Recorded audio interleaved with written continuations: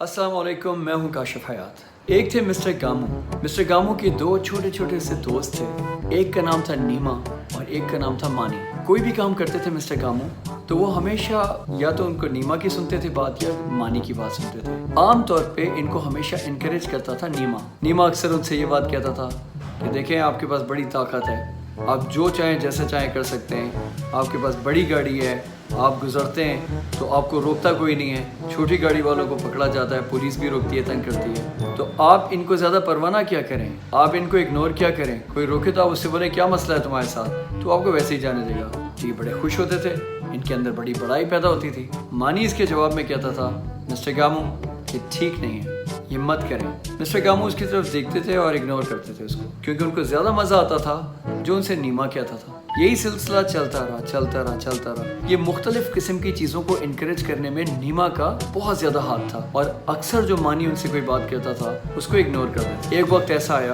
कि मिस्टर गामू बड़ी मुश्किल में फंस गए। इनको आदत थी कि जो भी गुजरे इनको सैल्यूट करे, इनकी बात में हाँ मिलाए, इनको ज़ाहिरी इज्जत दे।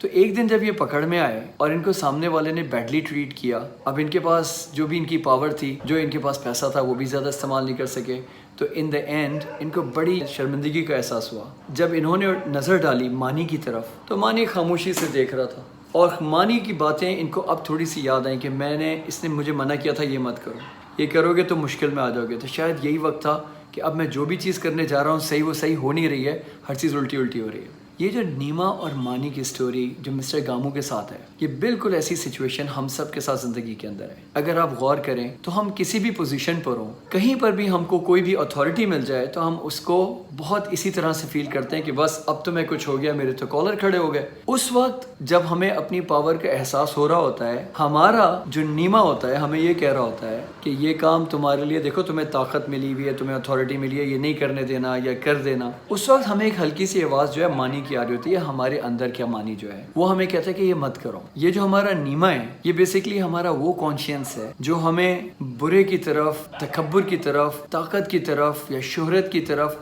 हमारे अंदर बिला वजह का प्राइड पैदा करवाने वाला, हमारे लिए बिल्कुल एक खोखली किस्म की शख्सियत हमारे गिर्द बनाने में मदद कर रहा होता है। जबकि इसके बरक्स मानी हमारा वो कॉन्शियंस है जो हमको मॉडेस्ट रखने की तरफ इनकरेज करता है, जो हमको चाहता है कि हम एम्पैथाइज करें, लोगों की मुश्किलात को समझें।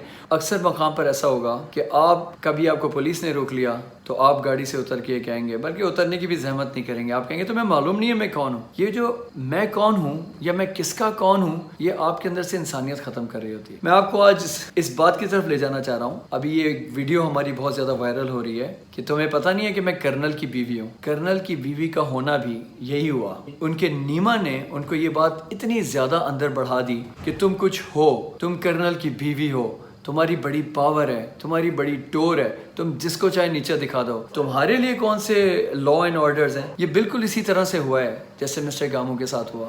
हमें अपनी ज़िंदगी के अंदर मॉडेस्टी, हम्बलनेस को लेके चलना चाहिए। और मैं आपके बताऊं, अल्लाह ताला ने अगर आपको बड़ी गाड़ी दी है, ताकत दी है, शोहरत दी है, इज़्ज़त दी है, तो आपके लिए तो और भी अच्छा है कि अगर आप अपनी रीवो से उतरते हैं, अपनी वीगो से उतरते हैं, अपनी बड़ी गाड़ी से, प्राडो से उतरते हैं, तो आप सामने वाले से, पुलिस से या जो भी बंदा है उससे एहतरामन बात करें, इंसान समझ के बात करें, तकब्बुर ना करें उसके अंदर। ये आपका इस तरह से बात करना उसके ज़्यादा दिल पे असर करेगा और वो ये सोचेगा कि इस गाड़ी के अंदर कोई ऐसा फ़िरौन नहीं बैठा जिसकी फ़िरौनियत पीक पर है, बल्कि एक अच्छा इंसान बैठा है। वो इस वजह से आपसे भी उसी तरह डील करेगा। अगर हम ये प्रैक्टिस करना शुरू करें, आप देखें माशरे के अंदर ऑलरेडी चेंजेस आना शुरू हो जाएंगे।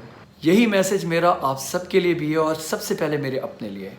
इंशाअल्लाह इसमें अल्लाह ताला की मदद से ही हम इसके ऊपर काबू पा सकते हैं, इसको कंट्रोल कर सकते हैं और अपनी उस कॉन्शियंस की जो हल्की हल्की आवाज़ आती है जो हमें चीज़ों से रोक रही होती है, उसको फॉलो करना शुरू करें और अपने आप को और मॉडेस्टी की तरफ ले जाएं और अपने आप को और हम्बल और डाउन टू अर्थ बनाएं। आप सबका बहुत शुक्रिया। Thank you very much for listening. खुदा हाफिज़। पाकिस्तान जिंदाबाद।